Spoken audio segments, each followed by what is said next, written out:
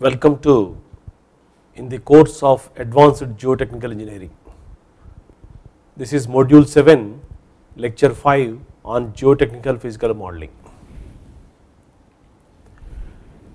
So this is lecture 5 on geotechnical physical modeling and module 7.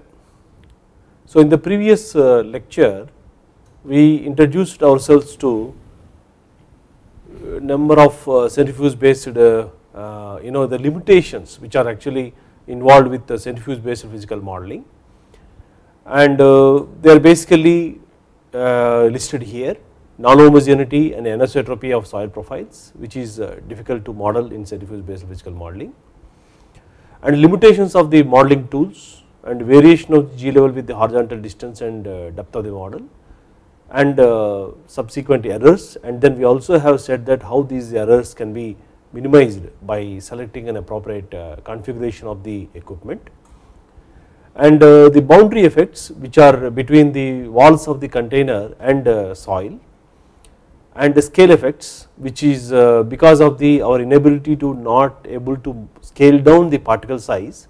Then one of these scale effects is called particle size effects or grain size effects, and we discuss how these particle size effects can be averted by doing especially using the principle of centrifuge modeling, we call modeling of models. Then after having once we introduce ourselves to the scaling laws, then we realize that there are different scale factors for time for different types of forces like seepage forces or creep forces or viscous forces or weight forces. Then the inconsistency of the scale factor for time. Then we also discussed that whenever there is a motion of the body happens within the model, then we said that it is going to subject to two types of accelerations. One is Euler acceleration and second one is Coriolis acceleration. As far as the centrifuge modeling is concerned, Euler acceleration is not very serious because there is no much change of angular acceleration. Because of that the Euler acceleration term is limited. Then but what we are having is that if you are releasing let us say sand particles onto the soft soil for enabling the construction of embankments on soft soil, or releasing certain weight onto the acceleration gravity field. So these situations arise to cause Coriolis effect. Then also seismic perturbance which also can cause these Coriolis effect. Then we also discussed that for a Coriolis effect to be negligible, we said that the velocities have to be as small as possible, like either as small as possible, like this as small as 0.05 times v, where v is the model velocity. If the event is also very fast, like a blast event or a projectile event wherein the ejecta is thrown at very high speed, in such situations also we said that the Coriolis effect is negligible, in the sense that the ejecta will be thrown with a very rapid speed and it goes and hits the periphery of the container walls. So we need to also, when the explosion events are actually modeled in at high gravity, there is a need for putting sacrificial sheets along the periphery. This helps in reducing or denting the container boundaries. Otherwise what will happen is that the container boundaries are subjected to serious errors due to denting. So if the velocities of the moving particle within the model within say greater than 0.05 times the velocity of v with which the model is moving and less than 2 times v, then we said that the Coriolis effect is cannot be ignored and need to be considered.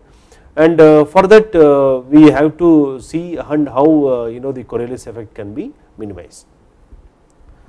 So those models which are being tested with the velocities in the range of greater than 0.05 v and less than 2 v, we need to check whether the model is free from the Coriolis effect or not.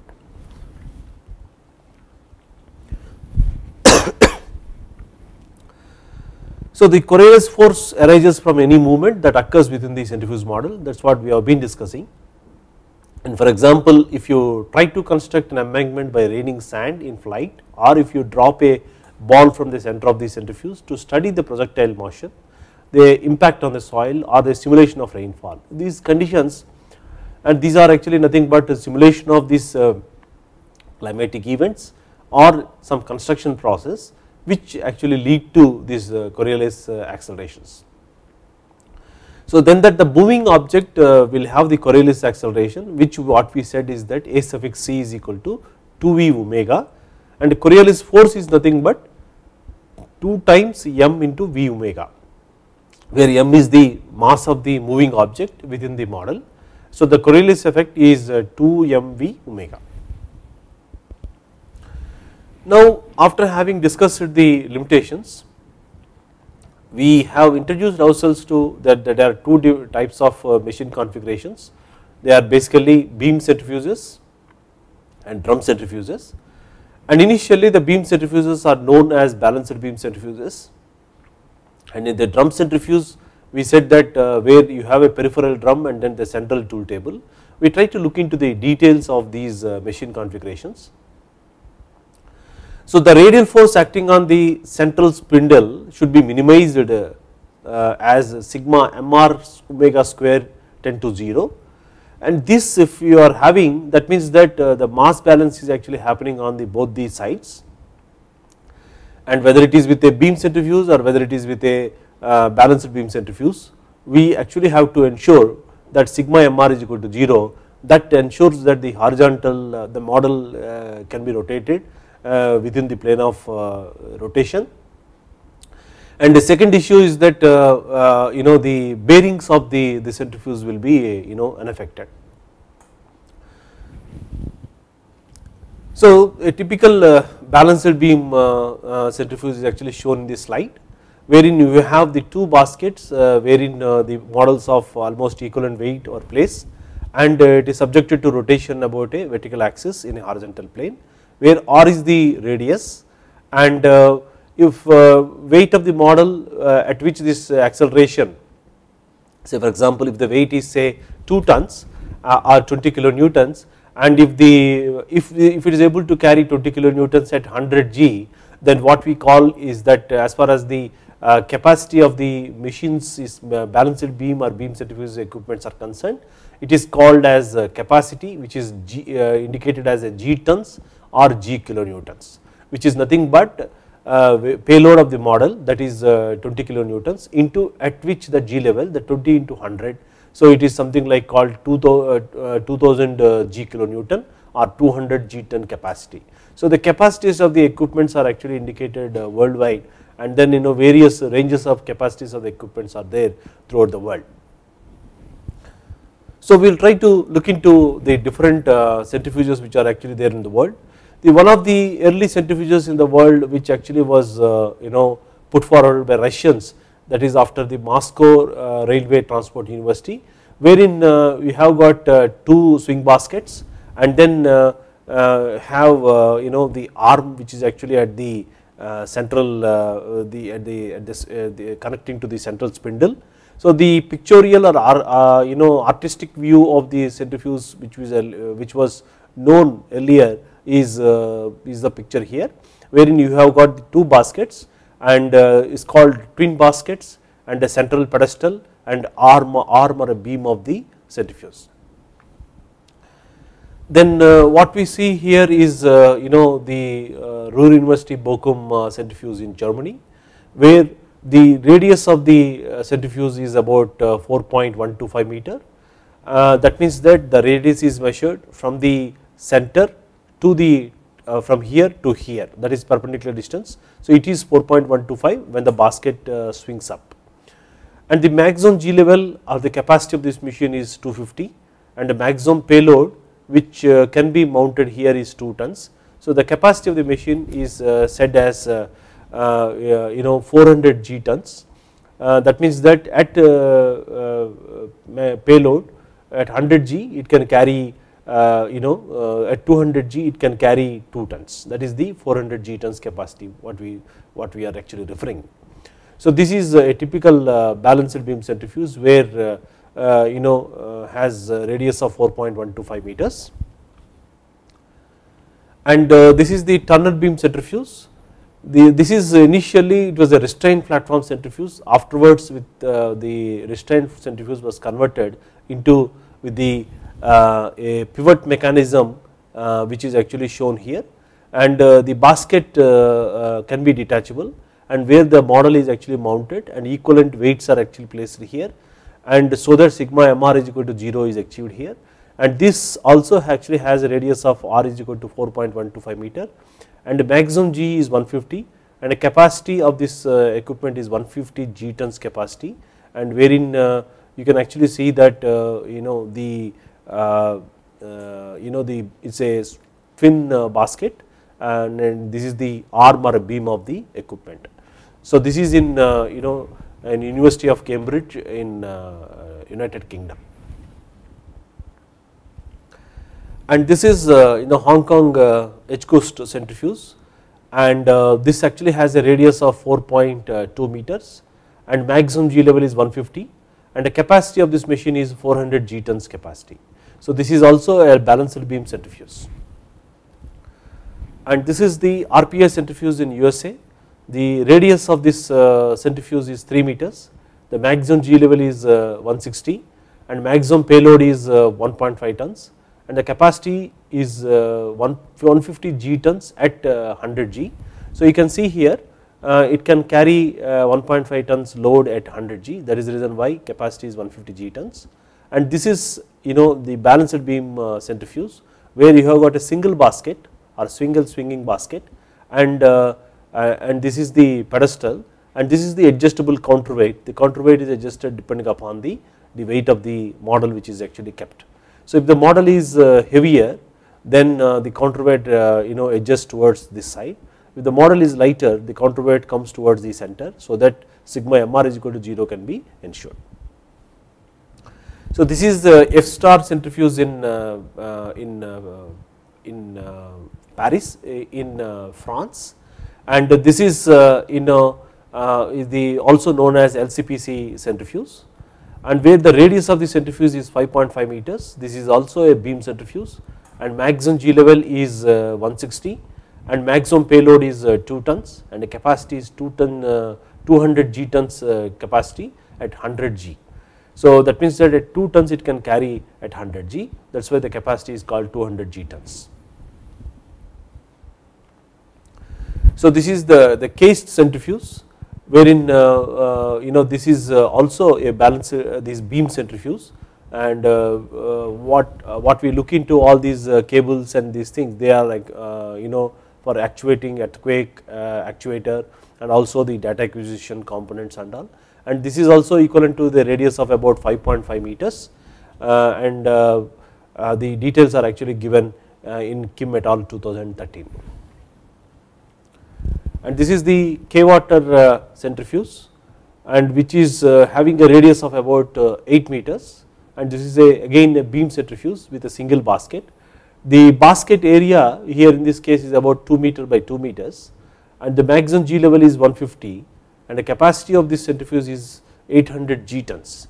That means that it can carry a payload of about 8 tons at 100 G. 8 tons payload it can carry at 100 G. That means that very large centrifuge models it can actually accommodate, so that the models can be tested, and this K-water centrifuge was actually developed for studying problems like the dam instabilities and levee instabilities and other the water relevant the structures. And this is the small geotechnical centrifuge at IIT Bombay. It was actually existing between 1994 to 2008, and this is very small equipment where the biocentrifuge was actually converted into engineering geotechnical centrifuge, where the radius is 0.32 meters and maximum G is 200, the capacity is 0.4 G tons capacity. So this facility was actually used for geotechnical instruction as well as for some research problems which can be investigated within the errors which can be allowed in these small centrifuges. So the payload which is very low is something like 2.5 kg, which actually can carry. So here in this particular model which is actually shown, and which actually has got the some motor which gets activated, and this the counterweight is actually used for supporting the weight of this package, which is actually shown here. So this is the IIT Bombay's large beam centrifuge facility. The radius is about 4.5 meters, maximum G level is 200, and the capacity is 250 G tons. And this is one of the indigenously built equipment, and it actually has got regenerative braking system and in-flight balancing, and when compared to the contemporary equipments, this actually has got high payload capacity, and the G level which actually ranges from 10 gravity to 200 gravities.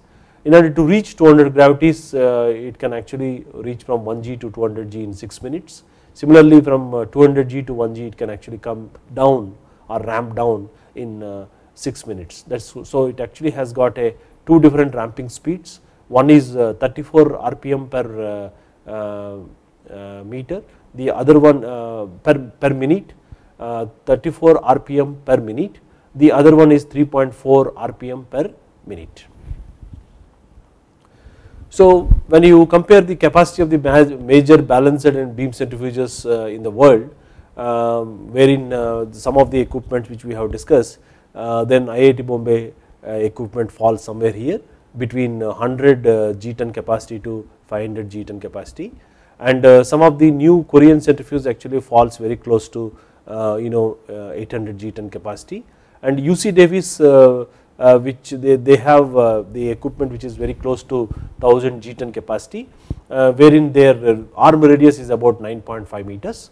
So what we have is that this particular chart is actually for maximum acceleration, and then this is the payload.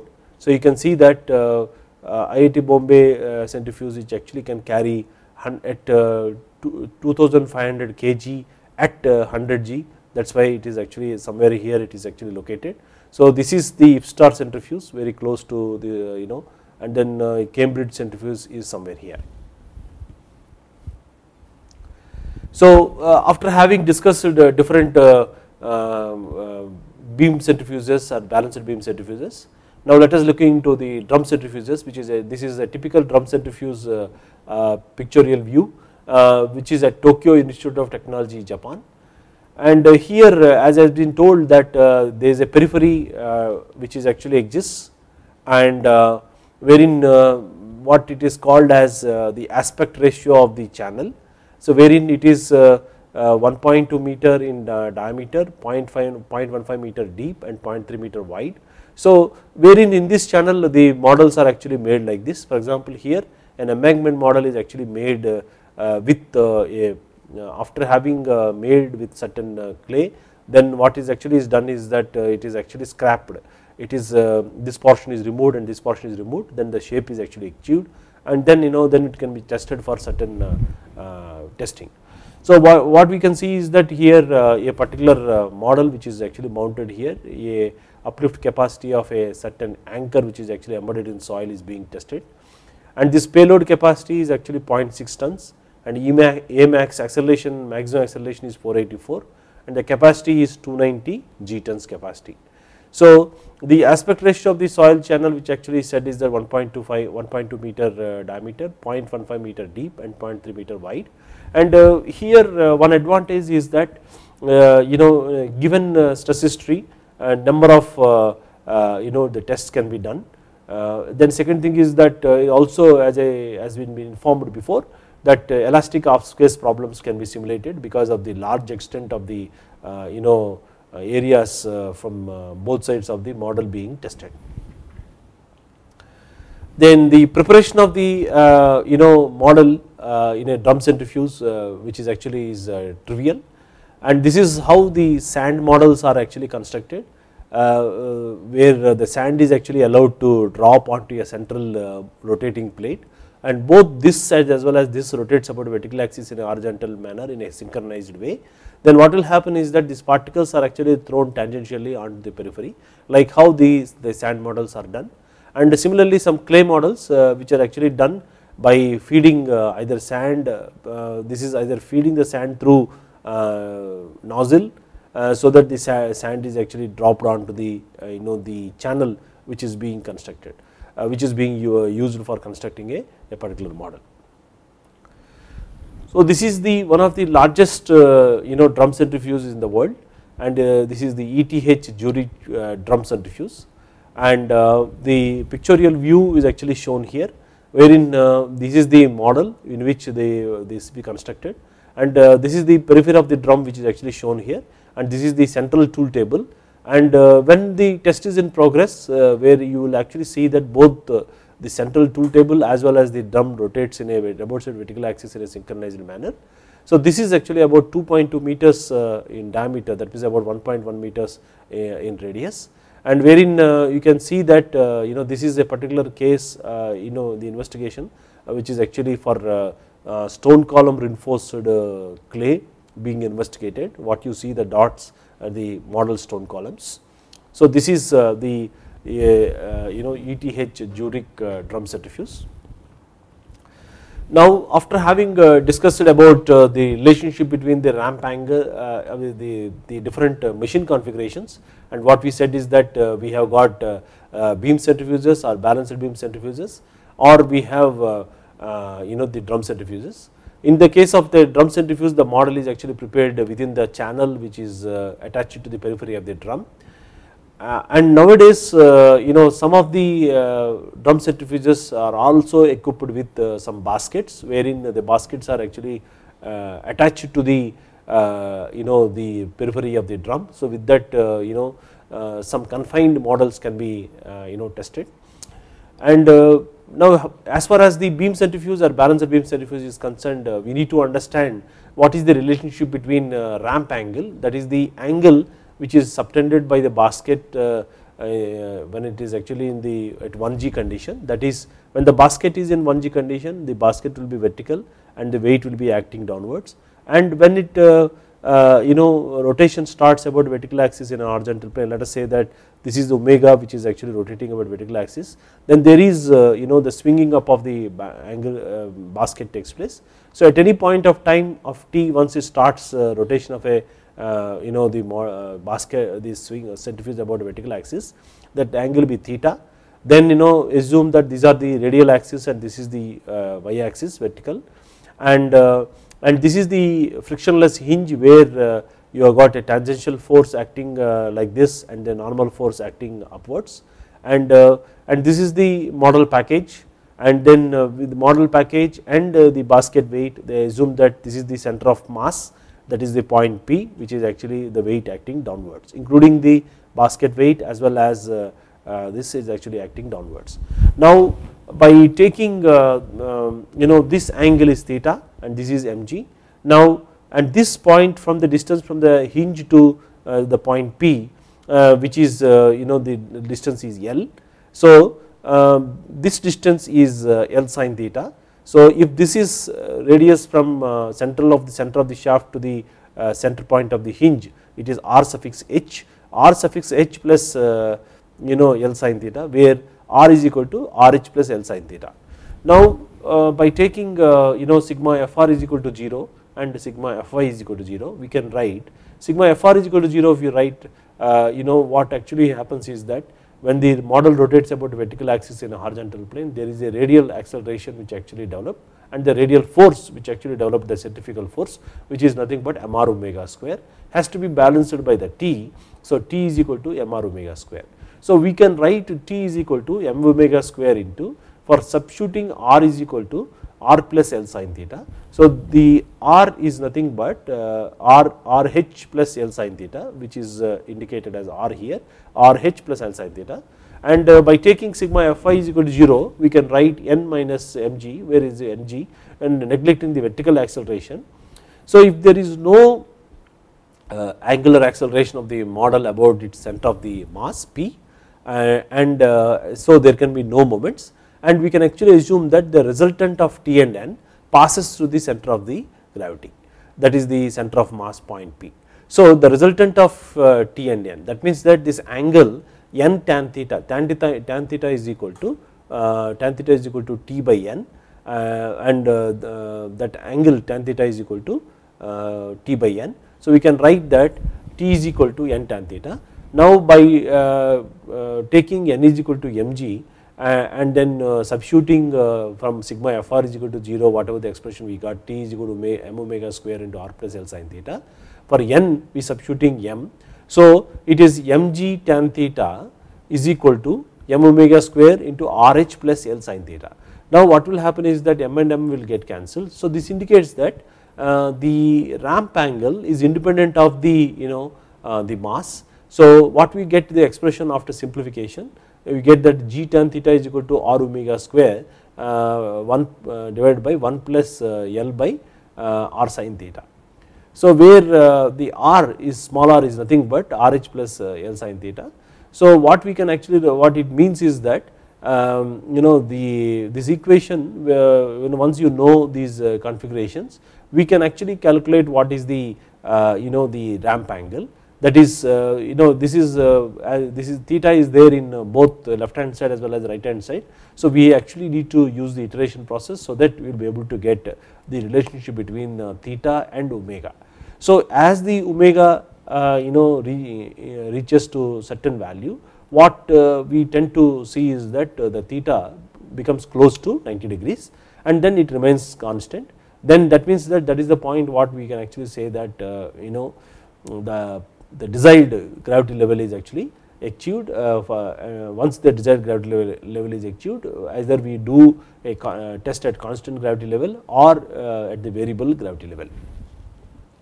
So this is the swing in action of the IIT Bombay large centrifuge in action is shown, and this view is actually obtained by a camera which is actually located in the center, and wherein the camera gives the swinging up of the angle, swinging up of the basket.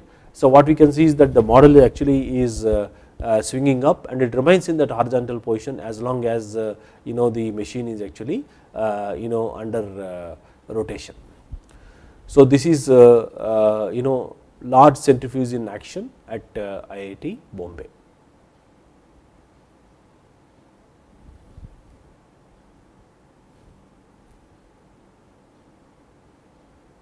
So once again the view is being shown.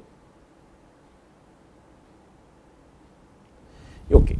Now after having seen the how the machine when it is subjected to rotation about vertical axis, it swings up and attains some constant the ramp angle. So now in this particular slide, the variation of the ramp angle theta with RPM omega for a radius of 4.5 meter radius beam centrifuge is shown here. So what can be seen is that by using that equation, this has been founded with RH is equal to 3.3 meters and L is equal to 0.815 meters. So the from the center of the hinge to top surface of the basket is about 1.2 meters. So this is actually assumed as 0.815 meters. So once this is calculated, what actually it appears is that about 34 to 35 RPM, then it actually attains so called the horizontality, and the angle will be very close to 90 degrees, but it cannot be 90 degrees. Why? Because there is a 1g gravity which is actually acting downwards. So even what we have discussed is that radial acceleration field, when it is actually happening, the ng which is acting towards the model and then 1g is actually acting downwards. What we have is that the resultant gravity level, which is the one which we need to consider, this is nothing but root over n square plus 1 into g. So if you say that n is equal to 100, that 100 square plus 1 root over, which is almost equivalent to 100 point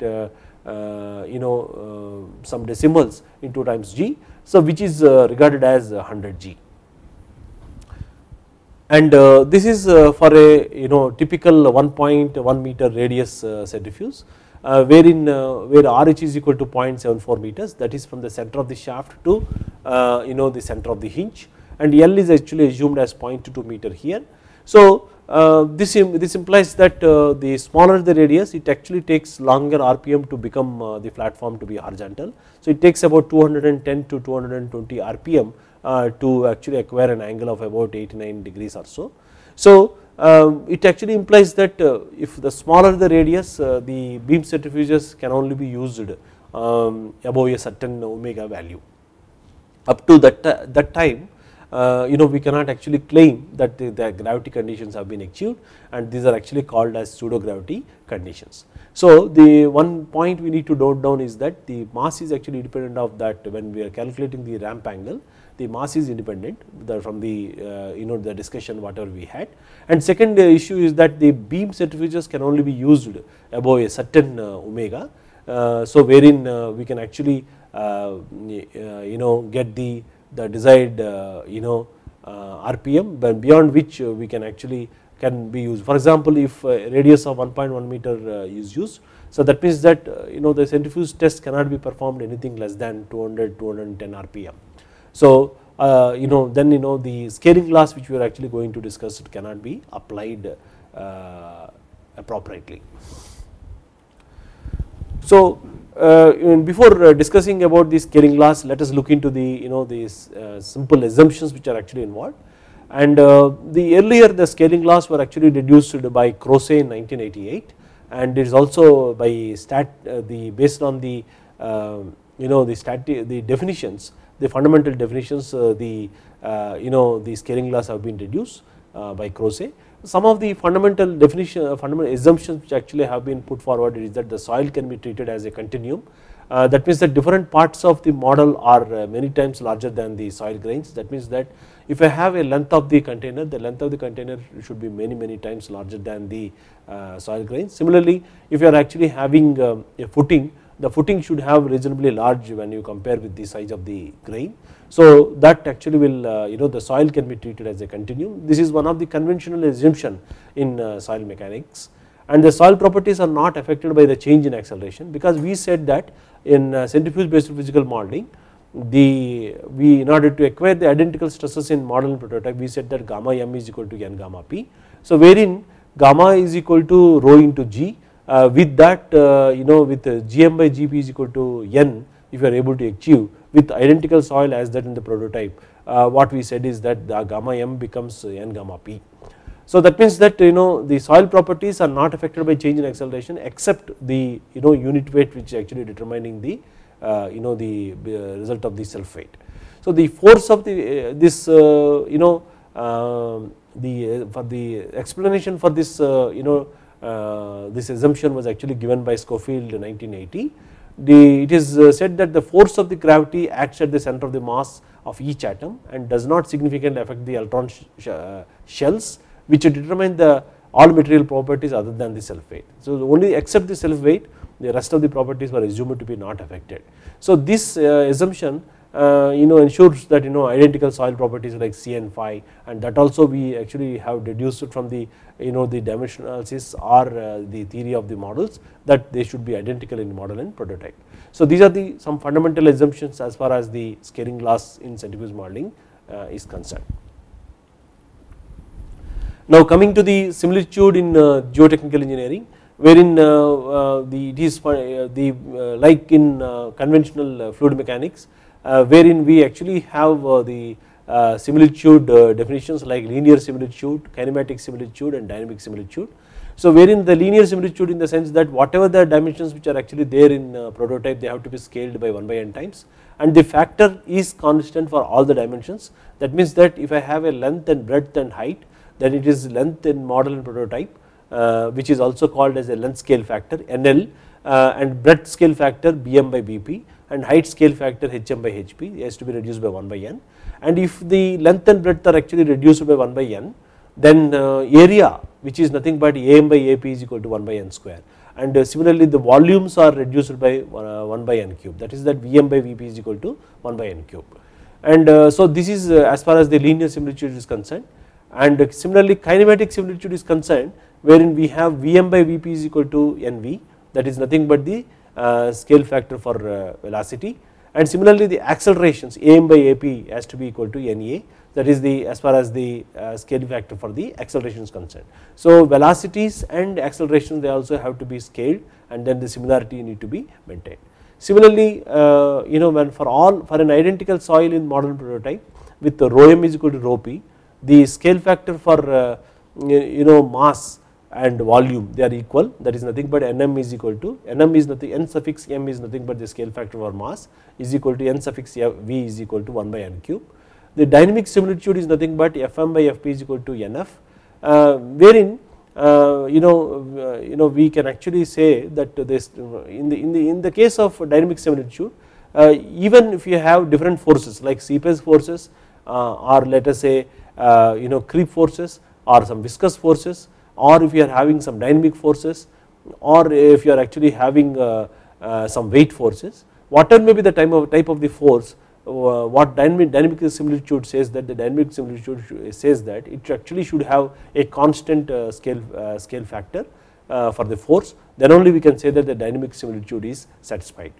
So for identical effective stresses in model and prototype, and what we say is that the n sigma dash, that is the scale factor for effective stress, n sigma scale factor for total stress, nu the scale factor for pore water pressure, where we have sigma dash by sigma p dash is equal to sigma by sigma m by sigma p is equal to um by up, where u is nothing but the pore water pressure in model and prototype. So this pore water pressure is nothing but defined as gamma w into the height, let us say h, small h. So when we have the gamma w in model is n times gamma w in prototype, then even the with a reduced column of water, height of water, what we actually get is that identical pore water pressure as that in the prototype.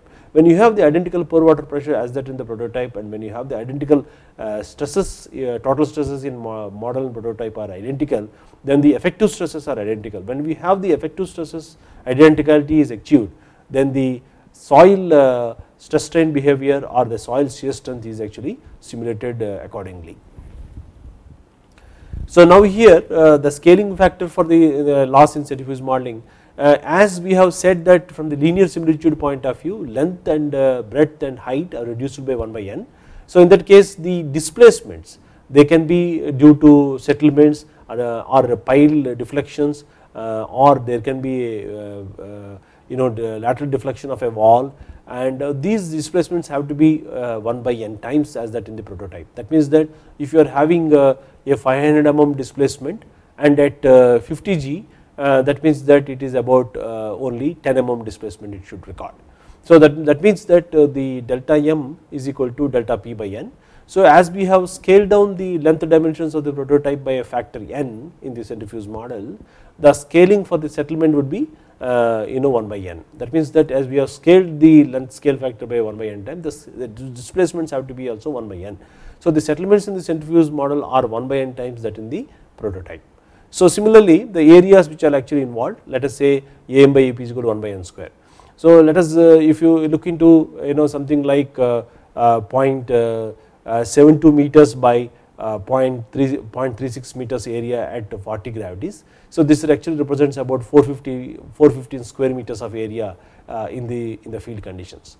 So this actually represents even the small areas when they are actually tested at a higher gravity level. So there is a possibility that they represent the large areas under consideration. Similarly the volumes which are actually involved, Vm by Vp is equal to 1 by n cube. Then we have already proved that the stresses are identical in centrifuge in model and prototype. We said that the stress in the model and prototype are identical because of the enhancement of the unit weight. So with that sigma m by sigma p is equal to 1, and we also have said that because as we have scaled down the maintaining the linear similitude of length dimensions, then the displacements or settlements have to be 1 by n times that of the prototype. So the strain which is caused, the strain in the body is actually caused due to the displacements of the particles or the total displacement of a body. That means that it can be within the soil mass, means this can be due to the crushing of the soil particles and and bending of the soil particles in case of clays. So the strain, which is actually nothing but it can be due to some distortion or due to crushing of the grains or due to movement of a rigid body. So if you define the strain as d sigma by sigma, and with now as sigma m by sigma p is 1 by n, so the small change in the displacement that also has to be small, that is d sigma in model is equal to d sigma p by n. So with this what we can say that with sigma m by sigma p is equal to 1 by n, and d sigma in model is equal to d sigma p by n. So epsilon p, epsilon m and epsilon p is equal to 1. So this ensures that identical stresses and strains in model and prototype, and this actually has got the relevance as far as the stress strain behavior of the soil is concerned. So this we have discussed that if we are actually having model behavior, the model 1G model test conducted at a small stresses.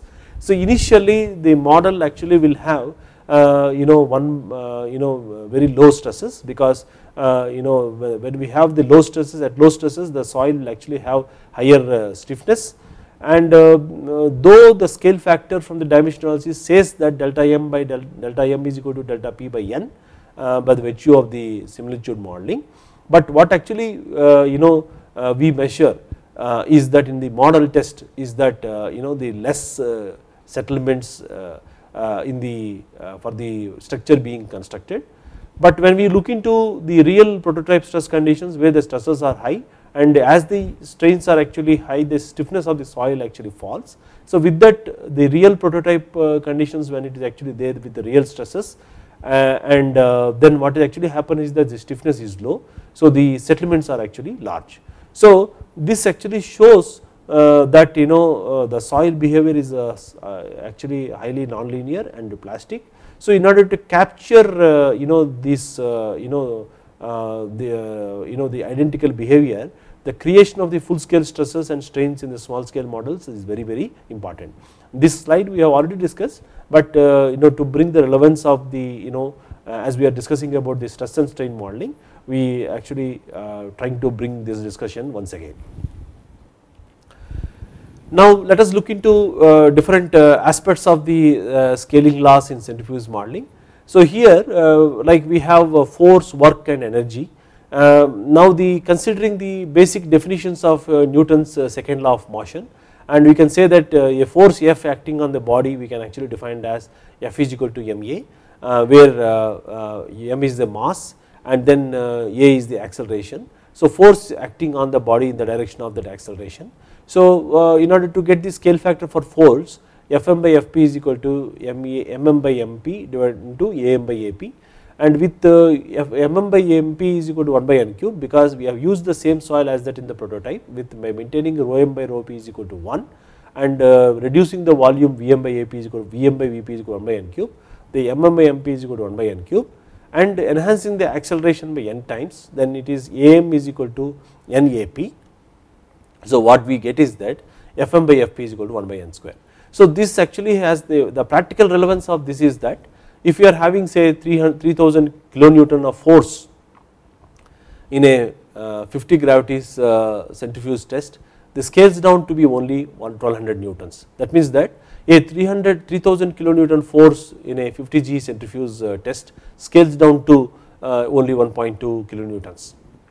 So for example, this is a case for example, if you wanted to do the lateral load capacity of a large Kaizen foundation, then you need to develop a 3000 kilonewtons in the sense that 6000 kilonewton restraining capacity Kentledge. Many times I know these type of situations are difficult to achieve in the field, and this is another advantage of a centrifuge test, that as we can actually make actuators to load piles, retaining walls or slopes or embankments or dams, and forces that need to be applied by these actuators are relatively small. So this another advantage of the merit of the centrifuge, actually if you look into it, we can make the actuators to apply very small forces, but these forces correspond to the forces which are actually correspond in the by applying the appropriate scaling conditions as per the gravity level being considered. So this is the scale factor for the force is concerned. Similarly, consider the work. the basic definition of the work done, W is nothing but the product of the force through a distance moving through a distance d, that means that W is equal to F into d. So the work energy, the work done in moving moving the body by a force m through a distance d is given by W is equal to F into d, where Wm suffix m by Wm suffix p is equal to Fm by Fp into dm by dp. Now having known with Fm by Fp is equal to 1 by n square and dm by dp is equal to 1 by n. Dm by dp is nothing but the distance from the linear similitude point of view, it is scaled by 1 by n times. So with that when you substitute back, what we get is that Wm by Wp is equal to 1 by n cube. So the scaling law for work done suggests that the work done in a centrifuge model is relatively small compared to that in the prototype. The work done is nothing but Wp by n cube. That means that the work done in the centrifuge model for the same energy is actually is compared to is very small. So this is also another advantage as far as the centrifuge is concerned. So the scaling law for the work done suggests that the work done in the centrifuge model is relatively small compared to that in the prototype. Now after having discussed about the work, as far as the definition of the units and is concerned, from the physics definition is concerned, work and energy are equal, but consider the definition of the potential energy. The potential energy Pe, which is equal to normally expressed as energy lost by falling mass m through a height h. So wherein Pe which is nothing but we can actually say that Pe is equal to mgh. So we can say that Pe in model and Pe in prototype which is nothing but we can actually write it like the product of mm by mp and gm by gp and hm by hp. So with mm by mp is equal to 1 by n cube and the acceleration which is n times, that is gm by gp is equal to n, and hm by hp which is equal to 1 by n. So we can write that the potential energy in model and prototype is 1 by n times. So here which actually says that the centrifuge model can offer a very effective way of investigating. See, for example, when you are trying to see the energy which is actually released due to some explosion or a blast load effect on certain geotechnical structures or buildings, earthen dams or retaining structures, without the need to conduct these at full scales, many times they are expensive and they are damaging to the environment. So in such situations the centrifuge modeling offers an effective way of investigating the effects of these explosions on these buildings, wherein the energies are actually modeled which is nothing but 1 by n cube times that of the energy of the prototype. Say PEP which is nothing but n cube times potential energy. Suppose this concept is something like, if you are doing a type of ground improvement technique like dynamic compaction, wherein a known weight is actually dropped over a height h with a potential energy h. So wherein what we actually get is that the 1 by n cube. So this concept of the energy modeling can be used for understanding some problems like the liquefaction mitigation measures or a ground improvement methods like dynamic compaction, wherein we will be able to simulate with identical stresses and strain fields, we will be able to see the response of a particular model applied with different energies, where the different parametric studies can be done. Similarly, the kinetic energy which is also again said as half mv square, and with that kinetic energy also is modeled as 1 by n cube, wherein half mv square when this mass is actually is mm by nb is 1 by n cube, and wherein velocity at present as far as the dynamic velocity or the motion is concerned, which is Vm is equal to Vp, and wherein with that what it actually tells is that the kinetic energy in model and prototype is 1 by n cube. So with that what actually happens is that now the work, energy and potential energy and kinetic energy, it is actually modeled as 1 by n cube. So let us say that we are actually interested in studying a impact load on the on a particular foundation. Suppose a ship impact load on the pile foundation, wherein the certain weight of a model is actually the moving weight is released and to make it to hit the the foundation. So that actually marks the the modeling of the impact on the particular foundation.